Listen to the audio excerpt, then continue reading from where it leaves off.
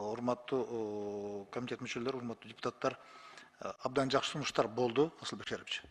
Эми концептуально кабыл алып берсеңиздер, биз сиздердин берген тапшырмаларды экинчи окууга даярдап келелик. Бул действительно адресно эле 1645,19 гектарга иштей турган 11.000 биздин үй ээлерине багытталган эле мыйзам. Буну биз тиркеме катары алып келели артына.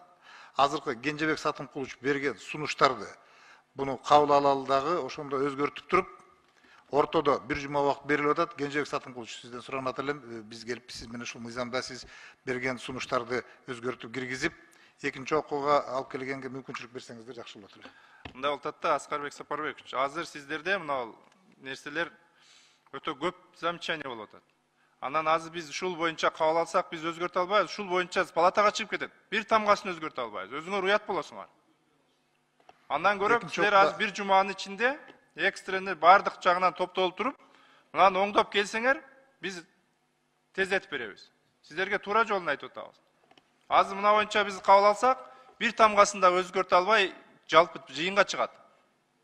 Негизинен биз ушундай кылып чыгарсак, палатанын астына деле биздин комитет кичине уят болуп калат да. Негизи бүгүн жакшы эле репетиция болду окшойт. Жакшы эле сунуштар түштү. Бир жума көп эмес да убакыт. Бир жумада кайра баштан мыйзамды жасап, анан алып чыгып өкмөткө алып келип, анан аяктын баарын басып өтүш өзү реалдуу сроктор эмес го деп эсептейм.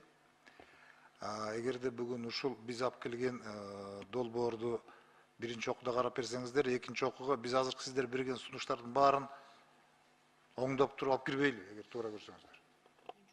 Кандай бул боюнча азыр биз жаткырбосо оңдой албайсыңар да. Нурбек Карич, мен регламентти айтып коеюнчу, урматтуу министрге.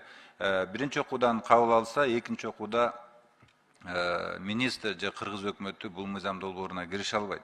Анткени экинчи окууда бул мыйзам долбоору жогорку кеңештики, комитеттики болуп калат.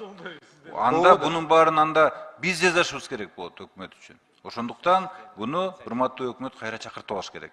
Же болбосо биз четке кагышыбыз керек.